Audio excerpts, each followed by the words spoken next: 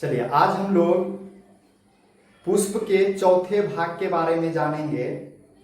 इससे पहले वाले क्लास में हम लोग बाह्य दलपुंज, दलपुंज, पुमंग के बारे में जान चुके। चौथा भाग आता है पुष्प का जयांग। हम लोग पुष्प के बारे में जाने हुए हैं कि पुष्प जो होता है वो 4 भागों से मिलकर के बना होता है, जिसमें कि पहला वाला आवरण जो हो जाता है आपका बाह्य दलपुंज होता है, फिर दलपुंज होता है और पुमंग और जयांग, ये 4 ही आवरण हैं और इन्हीं 4 आवरणों से मिलकर पुष्प बना होता है। तो आज हम लोगों को पुष्प के चौथे वाले पार्ट के बारे में जानना है। पुष्प का चौथा पार्ट का नाम है जायांग या स्त्री केसर, जिसको इंग्लिश में हम लोग जीनीसियम के नाम से जानते हैं।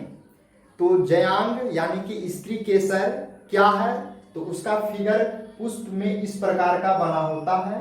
ये पुष्प के भीतरी भाग का एक रचना है। ये टोटल यहां से लेकर यहां तक टोटल को स्त्री केसर के नाम से जाना जाता है।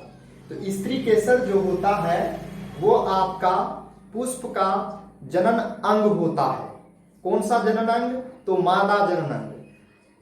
तो स्त्री केसर जो है आपका वो 3 भागों से मिलकर के बना होता है। इसलिए कहा गया है कि स्त्री केसर के 3 भाग होते हैं। पहला आपका होता है अंडाशय। अंडाशय किसे कहा जाता है? तो हम लोग आइए फिगर से समझते हैं। ये आपका स्त्री केसर है, ये पुष्प के भीतर पाया जाता है। पुष्प का यह मादा जनन अंग होता है। स्त्री केसर का जो सबसे नीचे का भाग है, गोलाकार भाग है, आधार वाला भाग, गोलाकार वाला भाग, उस भाग को अंडाशय के नाम से जाना जाता है। और इसी अंडाशय के ऊपर से एक पतली संरचना नलिका निकलती है, जिसे हम लोग वर्तिका कहते हैं। और वर्तिका के ठीक जस्ट ऊपर में, या ऐसा कह सकते हैं हम लोग, स्त्री केसर के सबसे ऊपरी भाग, स्त्री केसर के ऊपरी वाले भाग को हम लोग वर्तिकाग्र के नाम से जानते हैं। और इन्हीं तीनों भाग, वर्तिकाग्र, वर्तिका, अंडाशय, ये तीनों पार्ट मिलकर एक स्त्री केसर का निर्माण करता है और यह पुष्प का मादा जनन अंग कहलाता है। तो आइए हम लोग एक एक कर यहाँ पर देखते हैं। ये बताया गया है आपका जयांग या स्त्री केसर। यह क्या चीज है? तो यह पुष्प का मादा जनन अंग होता है। यह एक या अधिक अंडकों से मिलकर बना होता है। पुष्प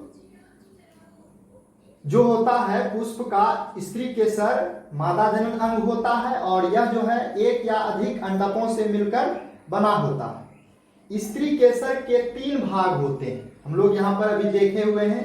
पहला भाग का नाम है अंडाशय, जिसको इंग्लिश में हम लोग ओवरी कहते हैं। ओवरी क्या होता है हम लोग जान चुके हैं। स्त्री केसर के आधार के फूले भाग को अंडाशय कहते हैं। ये स्त्री केसर है। स्त्री केसर का जो निचला वाला आधार वाला भाग है, इसको हम लोग अंडाशय कहते हैं, ओवरी कहते हैं। दूसरा वाला भाग आता है आपका वर्तिका। चलिए इससे पहले हम लोग बीजांड के बारे में जानते हैं, स्टार में डाल के। ये बीजांड, तो बीजांड क्या होता है, जिसको हम लोग ओव्यूल कहते हैं या ओवल कहेंगे। तो यह अंडाशय के अंदर गोलाकार गुहा जैसी संरचना को बीजांड कहा जाता है। अंडाशय के अंदर में ही हम लोग पुष्प के अंदर में गोलाकार संरचना जो देखेंगे, उसके अंदर में गुहा जैसी गोलाकार संरचना पाई जाती है। उसी गुहा जैसी संरचना को हम लोग बीजांड कहते हैं। और यही बीजांड जब विकसित होता है तो विकसित होने से बीज का निर्माण हो जाता है। ठीक है। तो दूसरा वाला भाग है, पहला अंडाशय, दूसरा वाला भाग है वर्तिका।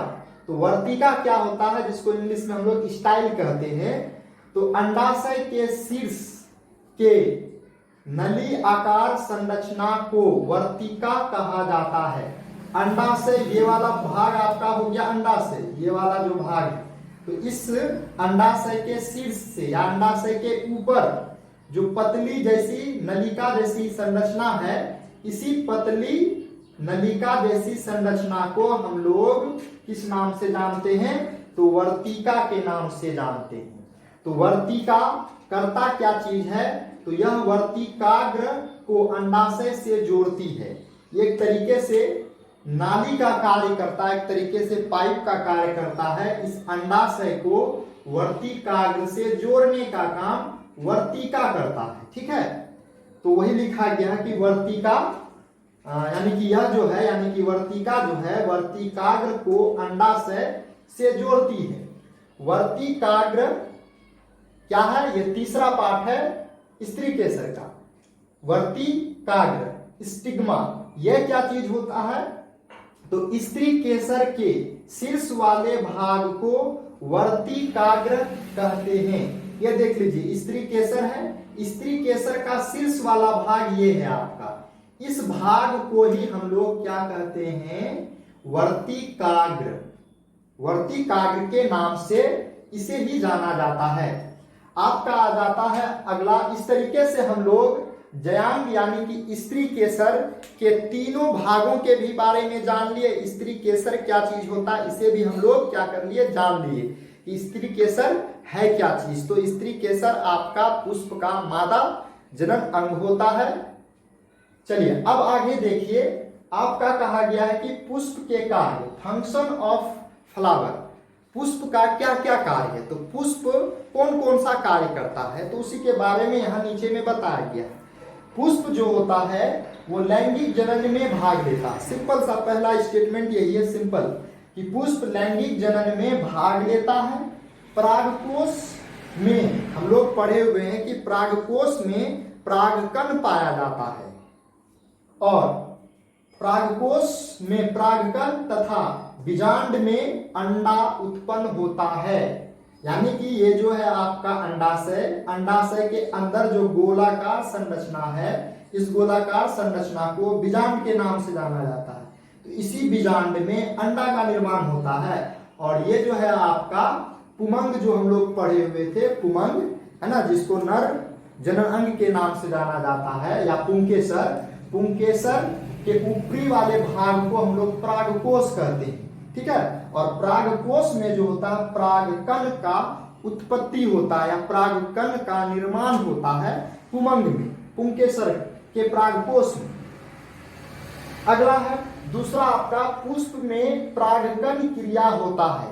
अगर पुष्प नहीं होगा तो पौधा में लैंगिक जनन के द्वारा परागकण क्रिया नहीं होता है। जो परागण क्रिया होता है हम लोग पढ़ते हैं, इसी के द्वारा पुष्प फल का निर्माण करता है। अगर किसी भी पुष्प में परागण क्रिया नहीं होगा तो वह फल का निर्माण नहीं कर पाएगा। तो यही कहा गया कि पुष्प में परागण क्रिया होता है तथा ये परागण के लिए स्थान प्रदान करता है। ता पुष्प ही क्या करता है? परागण के लिए एक ज्यादा जगह बचाता है या जगह देता है, एक तरीके से परागण क्रिया होने के लिए। पुष्प का अंडाशय विकसित होकर के फल का निर्माण करता है। जो हम लोग पुष्प के बारे में पढ़े, पुष्प का में जो स्त्री केसर होता है, उस स्त्री केसर का जो अंडाशय भाग होता है, यानी कि निचला वाला भाग, ये वाला भाग, ये अंडाशय, और यही अंडाशय जो होता है विकसित होकर के, परिवर्धित होकर के आपका फल का निर्माण करता है। तथा ये जो बीजांड है, इसके अंदर में हम लोग पढ़े कि अंडाशय के अंदर में आपका बीजांड पाया जाता है। तो ये बीजांड या परावर्धित होकर के बीज का निर्माण कर लेता है, और इसी कारण जो फल के अंदर में आपका बीज पाया जाता है, ये बीजांड के कारण है। फिर कहा गया चौथा नंबर में, पुष्प के बाह्य दलपुंज तथा दलपुंज परागण क्रिया में सहायक होते हैं। ये किसी न किसी रूप से भाग तो है ना, लैंगिक प्रजनन में बाह्य दलपुंज और दलपुंज, ऐसा हम लोग कह सकते हैं कि जो परागण क्रिया होता है पुष्प में, उसमें बाह्य दलपुंज और दलपुंज किसी न किसी प्रकार से भाग तो नहीं लेता है, लेकिन इसमें अवश्य सहायक प्रदान करता है, एक तरीके से सहायता देता है, इसीलिए यह स्टेटमेंट दिया गया है। तो इस तरीके से हम लोग पुष्प के चारों भागों के भी बारे में जान लिए, पुष्प के कार्य के भी बारे में जान लिए।